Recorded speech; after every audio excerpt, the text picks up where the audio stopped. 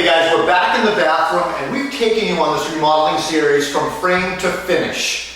Gone are the days of those 5x7 utilitarian bathrooms where they jam everything into a closet space and you just get in and you get out. Nowadays, we've got things like heated whirlpool tubs, marble glass, vanities that look like furniture, and walls of glass like this Basco shower enclosure. I want to talk to you about the enclosure because this was the last major thing we did here in the bathroom. And we chose Basco for a couple of reasons.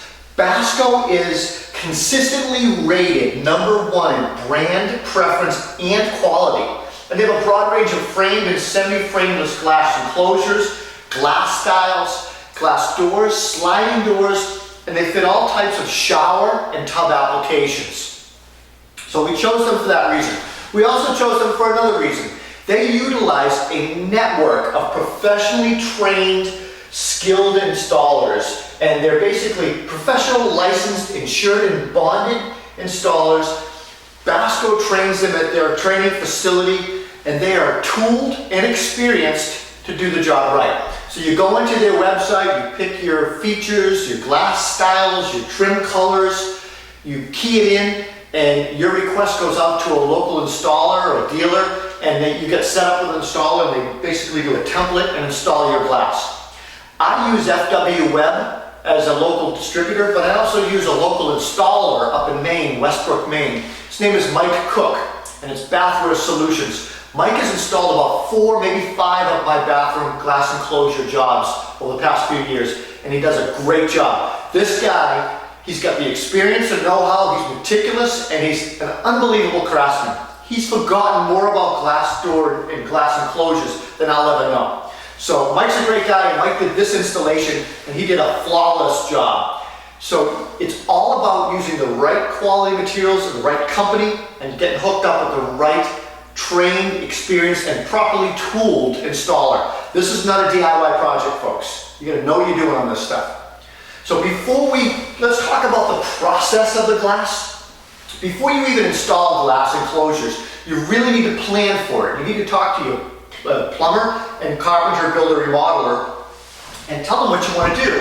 For instance, you want to make sure that the plumber knows there's going to be glass, because these glass panels, they meet, and it's just a seam there. It's filled with silicone, but you don't want a body spray system spraying on a seam, or a shower head spraying on a door and leaking water into your room. You want to think about all those things. You want to think about door placement, shower head spray, and body spray placements. For instance, we made the shower longer and we raised the height of our shower head so that when the shower, even if it's tilted up, doesn't spray on the door. We put our shower spray on the side, spraying this way, away from the door. This way, client can open the door, they can turn the water on, wait for the temperature to get up to temp, and they can step in, close the door of the shower. Stuff like that is important, as is, a secure half wall, tilting, or I should say pitching all of your flat surfaces back to drain water into the shower and not pull water at your glass frames. All of that stuff is important. We also chose the Basco feature for the glass. It's called an AquaGlide XP. AquaGlide XP is an innovative protective coating that is applied to the glass on the inside to increase the sheen and luster. It also prevents spotting, soap, scum, and mineral deposits on the glass. All you really need to do with this glass is squeegee it and you're done. Maybe you wipe it down with a microfiber cloth or something. So that's that. The process, once you decide and you plan for this. Oh, the other thing I want to mention too is you always need to make sure you have blocking on your interior walls, so that your brackets, your upper clamps and brackets and your hinge brackets can securely go into solid framing and not use screw clips or different type of little plastic anchors. You want solid framing for stuff like that. And then as far as the process goes, you need to get the shower to a point where it's got all of its finished materials on it. And then the installer will come out and they will do a template. They measure everything down to a 1/16 of an inch. And then even if your wall is out of plumb, they'll cut the glass, have the glass cut out of plumb, fit it tight. 1/16 of an inch, folks. So they install it.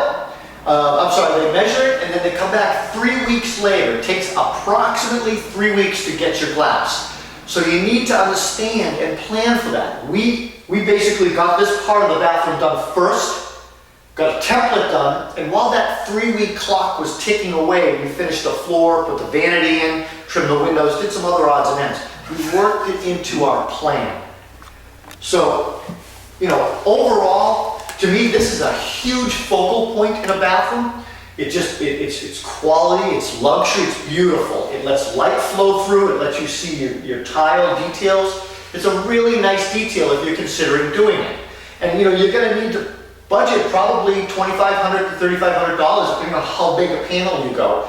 Basco has increments of pricing for glass sizes, and that's on their website. It's in my article that I wrote as well.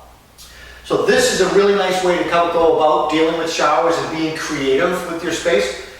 We love it, the client loves it, and I think the project itself was a huge success. So this project is officially over. We're going to hopefully find another remodeling series to do with you. There were 16 videos we did on this project.